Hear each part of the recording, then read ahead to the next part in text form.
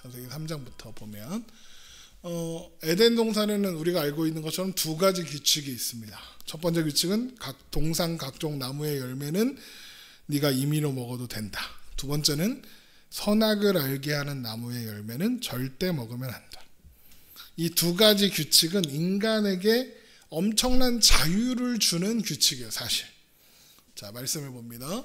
창세기 2장 15절부터 여호와 하나님이 그 사람을 이끌어 에덴 동산에 두어 그것을 경작하며 지키게 하시고 여호와 하나님이 그 사람에게 명하여 이르시되 동산 각종 나무의 열매는 내가 임의로 먹되 선악을 알게 하는 나무의 열매는 먹지 말라. 내가 먹는 날에는 반드시 죽으리라 하시니라. 이 사람들이 착각하는 것 중에 하나가 이 말씀에 저 선악을 먹지 말라 하는 이 금지 조항에 집중한다는 거예요. 그런데 그 전에 무슨 규칙이 있죠? 모든 열매를 먹어도 된다는 규칙이 있어요. 허용, 완벽한 자유. 선악과만 빼고 다 먹어도 돼요. 그렇죠? 이 두 가지의 규칙은 간단하지만 사실 완벽한 자유를, 엄청난 자유를 약속하는 특징이 있어요. 그러니까 금지하시지 않았습니까? 그럼 어떻게 완벽한 자유입니까? 라고 물을 수 있죠. 그런데 잘 생각해 보면 선악과의 존재는 완전한 자유를 확증해주는 증거가 돼요. 왜냐? 인간은 모든 것을 먹을 자유가 있거든요. 그런데 선악과는 먹지 않을 자유가 있는 거죠.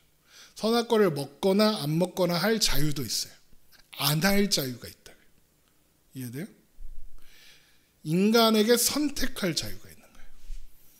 다 해도 돼. 이건 자유가 아니에요. 왜? 다 해도 된다는 그 규칙 안에 매여 있어서 내가 하지 않을 권리를 빼앗아요. 그렇잖아요. 만약에 우리나라는 다 고기를 먹어야 돼. 다 고기를 먹어. 라고 했어. 그런데 나는 고기를 먹고 싶지 않아. 물론 나는 그렇지 않지만 나는 고기를 먹고 싶지 않아서 고기를 먹지 않기로 했어. 그런데 야, 너 그러면 안 돼. 대한민국 국민은 다 고기를 먹어야 돼. 너 먹어야 돼.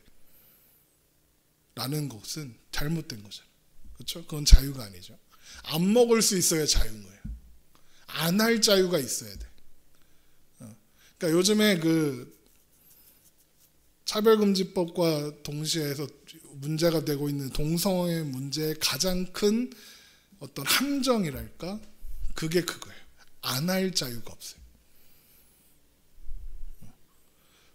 동성애를 반대할 자유가 없어요. 그게 잘못되었다고 말할 자유를 빼앗겠다는 거예요. 성경이 그걸 잘못되었다고 말한다는 자유를 빼앗겠다. 안 할 자유를 빼앗겠다는 거예요. 이건 자유가 아니에요. 그러니까 하나님은 피조물인 인간에게 선택할 자유를 주실 필요가 없어요. 주시지 않아도 돼요. 선악과를 안 만들어서 거기 두지 않으면 선택할 자유가 없죠. 그게 없어도 불편하다고 생각하지 않았을 거예요. 그런데 하나님이 어떻게 하시느냐? 선악과를 먹을 수도 먹지 않을 수도 있는 이 선택을 만들어 두시는 거예요. 이게 무슨 뜻이냐? 하나님이 인간을 인격적인 존재로 대우하신다는 거예요. 선택할 자유를 주는 거예요. 먹을 자유와 먹지 않을 자유를 주시는 거죠. 그러시려고 하나님은 인간을 하나님의 형상을 따라 지으신 거예요. 창세기 1장 27절을 한번 볼게요. 말씀 보세요. 성경책 펴시고 창세기 1장 27절. 하나님이 자기 형상 곧 하나님의 형상대로 사람을 창조하시되 남자와 여자를 창조하셨어요. 하나님이 자기의 형상을 따라 사람을 창조하셨죠. 인격적인 존재로 만드시는 거예요. 3장은 바로 이런 배경 속에서 시작되는 거예요. 이걸 우리가 항상 기억해야 한다. 하나님이 금지하셨고 이걸 잘못했다. 이런 문제가 아니라 하나님이 인간에게 완전한 자유를 주셨다. 모든 것을 할 자유와 모든 것을 할지 말지 결정할 자유마저도 주셨다. 이게 선악과를 알게 하는 나무를 먹지 말라는 금지 조항 안에 들어있는 하나님의 자유를 주시려는 마음이에요.